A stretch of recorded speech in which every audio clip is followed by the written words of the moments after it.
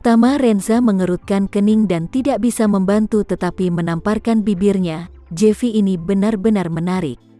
Saat ini, dia tidak segera menemukan cara untuk menemukan ibu dan saudara perempuannya.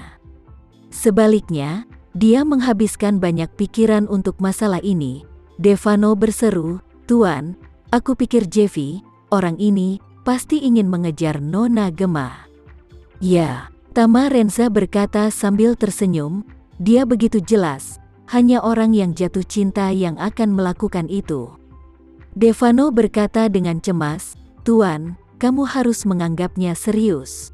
Tama Renza tidak bisa membantu tetapi berkata dengan canggung, "Bagaimana aku bisa menganggap serius hal semacam ini?" Melihat Tama Renza tampak acuh tak acuh, Devano berkata dengan cemas, "Tuan, Jeffy ini, ibu dan saudara perempuannya masih hilang. Dia masih ingin mengejar Nona Gemma begitu keras. Ini membuktikan bahwa anak ini kejam. Sungguh ketidakadilan. Nona Gemma adalah gadis yang baik. Jika dia benar-benar ditipu olehnya, bukan hanya Nona Gemma yang dirugikan. Bukankah kamu juga akan rugi banyak?" Tama Renza terbatuk 2 kali. "Jangan khawatir. Aku orang yang sudah menikah. Ini adalah kebebasannya untuk memilih separuh lainnya. Ini bukan giliran kita untuk mengkhawatirkannya." Setelah berbicara, tiba-tiba Tama Renza merasakan sesuatu yang tidak nyaman di hatinya. Di saat yang sama, dia terkejut bahwa hatinya saat ini benar-benar setuju dengan apa yang dikatakan Devano barusan. Seperti yang dikatakan Devano, Jeffy Sucipto masih tega mengejar Gemma saat ini, yang membuktikan bahwa orang ini sedikit tidak adil. Lebih penting lagi, Tama Renza tanpa sadar berasumsi di dalam hatinya bahwa Gemma dan Jeffy Sucipto bersama. Meski itu hanya asumsi, itu tetap membuatnya merasa tidak enak. Tama Renza benar-benar mengerti saat ini bahwa Gemma telah mengambil tempat di hatinya. Melihat Charlie tetap diam, Devano tidak bisa menahan diri untuk tidak berpikir, "Tuan, kamu harus memperhatikan masalah ini. Kamu tidak bisa membiarkan Jeffy Sucipto si sialan ini berhasil." Tama Renza terdiam beberapa saat, dan berkata, "Jadi, aku tidak peduli tentang yang lainnya. Kamu tidak boleh menjual semua sumber daya iklan di tanganmu kepadanya, dan tidak ada jumlah uang yang akan berhasil." Ketika Devano mendengar ini, dia terkejut dan berkata, "Oke Tuan Muda. Apa yang menunggumu? Selama kamu mengungkapkan sikap ini, aku tidak akan pernah menjual satupun ruang iklan kepada Jeffy." Tama Renza bersenandung puas, dan menasihati, "Tolong bantu aku menemukan trik lain apa yang dimiliki Jeffy, dan beritahu aku segera setelah kamu menemukannya." Devano buru-buru berkata, "Oh ya, Tuan, ada satu hal lagi, aku belum punya waktu untuk melapor kepadamu." "Katakan, Tuan." Jeffy Sucipto ini memiliki perusahaan grup yang mengkhususkan diri pada bidang kosmetik. Perusahaan ini juga memiliki banyak brand kosmetik ternama. Kali ini dia bekerja sama dengan Nona Gemma, dan perusahaan kosmetiknya bernama Gu. Tur konser Nona Gemma dan sponsor judul ini adalah untuk tujuan amal. Isi dari kerjasama yang dia capai dengan Nona Gemma adalah bahwa setiap kali dia memulai konser, dia akan mendonasikan 10 miliar untuk amal. Tama Renza tidak bisa menahan diri untuk tidak menyentuh dagunya, dan berkata dengan ekspresi serius, "Jeffy Sucipto ini benar-benar akan menemukan jalan masuk. Dia tidak kekurangan uang, jadi dia tidak bisa meremehkan segala bentuk sponsor iklan sama sekali, tetapi dia lebih suka menggunakan amal." Cara menyentuh gadis itu, anak ini sepertinya adalah seorang master dengan visi yang tajam. Kalau tidak, ada master yang menunjuk ke belakang. Devano buru-buru berkata, "Tuan, maka kamu harus segera memikirkan tindakan balasan." Tama Renza berkata, Kalau begitu, Devano, kamu membantu aku mengamatinya. Jika dia memiliki tindakan baru, beritahu aku tepat waktu." "Oke, Tuan Muda." Saat ini, Zain datang ke ruang kerja Chen Sucipto pagi-pagi sekali dan melapor kepadanya, "Ayah, Lisensi pengiriman kami telah dicabut? Apa? Ketika Chen Sucipto mendengar ini, dia langsung berkata, ada apa?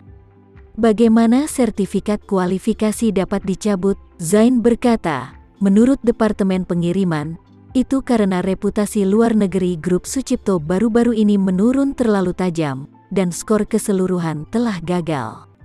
Oleh karena itu kita dituntut untuk melakukan rektifikasi terlebih dahulu.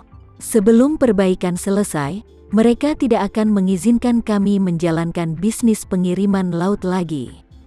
Chen Sucipto terkejut, bagaimana ini bisa terjadi?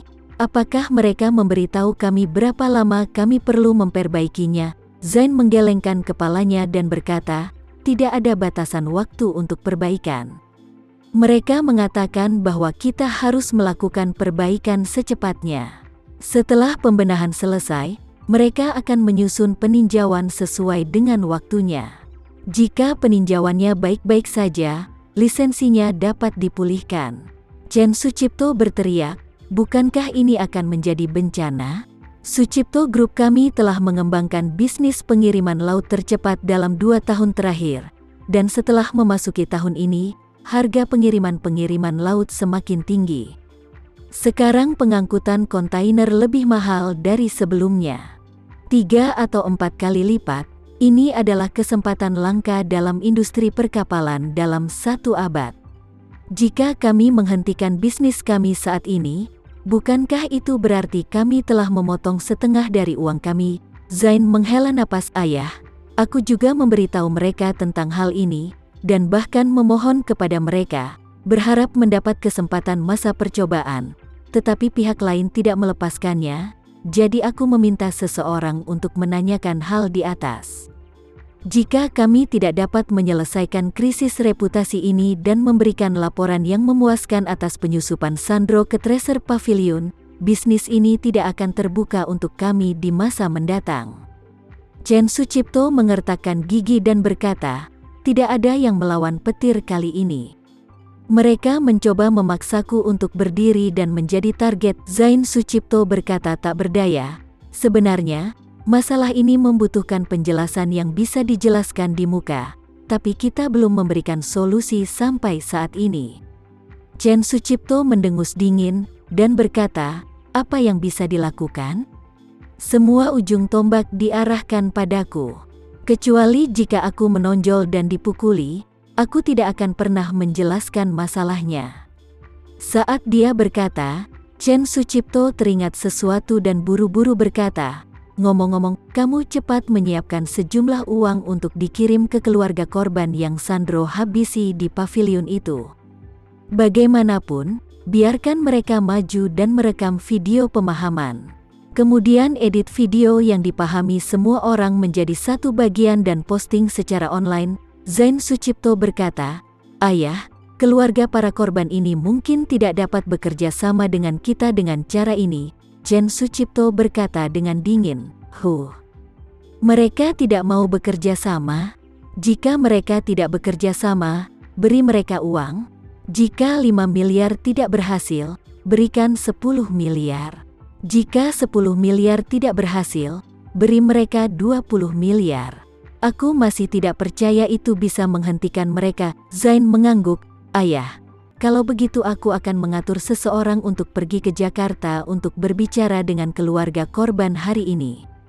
Chen Sucipto berkata dengan hampa, pastikan untuk berbicara denganku.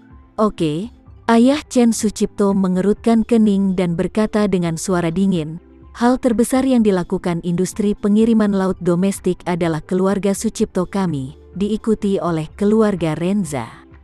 Sekarang, jika transportasi kita dihentikan, bukankah itu akan memberi keluarga Renza kesempatan besar? Selama keadaan berhenti ini berlangsung selama lebih dari 3 bulan, posisi keluarga Sucipto akan diambil alih oleh keluarga Renza. Iya. Sekian dulu ya video kali ini, kita lanjutkan lagi videonya di lain waktu. Oh iya, bagaimana menurut kalian? Semoga bisa sedikit menghibur kalian semua.